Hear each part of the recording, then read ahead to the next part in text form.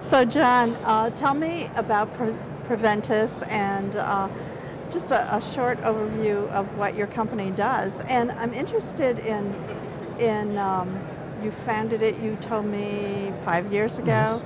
Yes, Interested in your discussing how that came about. Sure. So why don't I start with what Preventice does?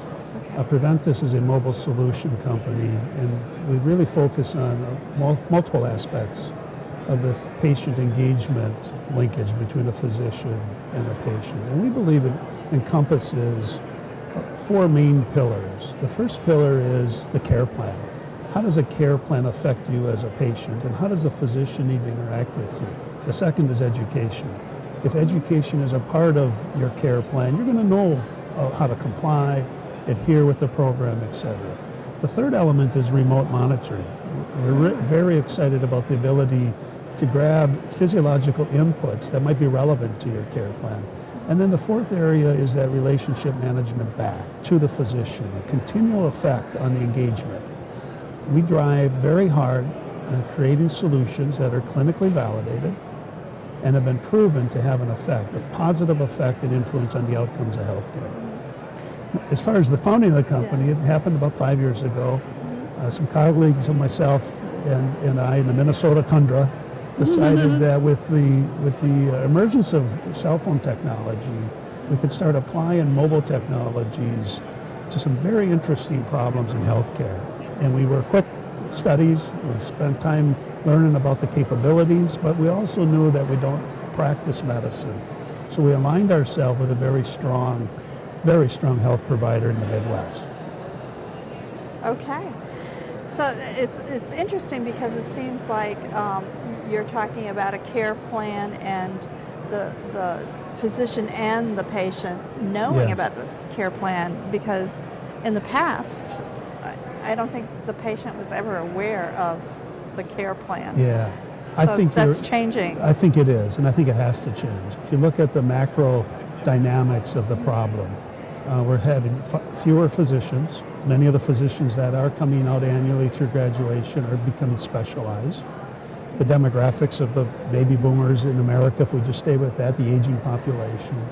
The pervasiveness of chronic diseases. If you think of the diabetes and pulmonary issues and cardiovascular problems, you quickly ask yourself, how can we as technologists help bridge that gap? There's 7 billion people on the planet, and there's about 80 million healthcare workers.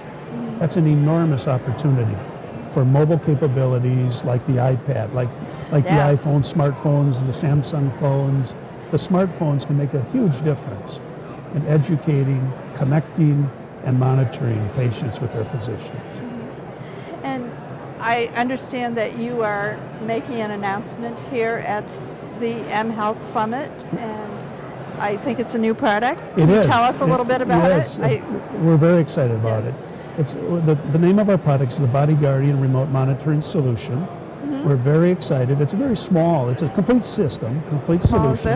It's a complete solution, and it starts with a small device. It's ergonomically designed. It sets on your chest with a small adhesive, and it does a full EKG along with other physiological parameters. If you think about it, it's a computer in a very small footprint. So it has an accelerometer, it has processing capabilities, storage, and communication capabilities. But then it communicates to today a smartphone. And that smartphone, of course, is connected to the cloud. And once we can move information from the physical device to the smartphone up to the cloud, we can then apply many, many different inputs to a care plan. So we're very excited about this. It was FDA cleared. And that was my next question. I was wondering if that comes under the purview of the FDA. It does indeed. It's a Class 2 device. It was FDA approved this past August.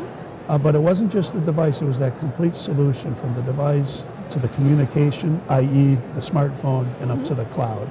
So we're very, very excited about it. We have strong momentum coming to market. Early 2013 we'll make it available. And we're very optimistic about the early signs on clinical trials that are validating our assumptions and our hypotheses. Now, will that be a device, and I understand that it's the device and the process that is the solution, but is that a device that you would sell to the consumer, or to the physician? Well, or maybe neither. Well, I like to tell my team, if a physician won't prescribe it and a patient won't or can't use it, none of this matters. So we start with the physician. Is this going to ease the physician's already very, very long work week? Is this going to help that physician provide the insight and the judgment and the care plans to a patient? And then, of course, the patient has to want to be able to use it. And it has to be ergonomically well designed. It has to be easy to use. And people have to get benefit from it. Otherwise, this won't work. Right. So we're going to target physicians today with healthcare providers.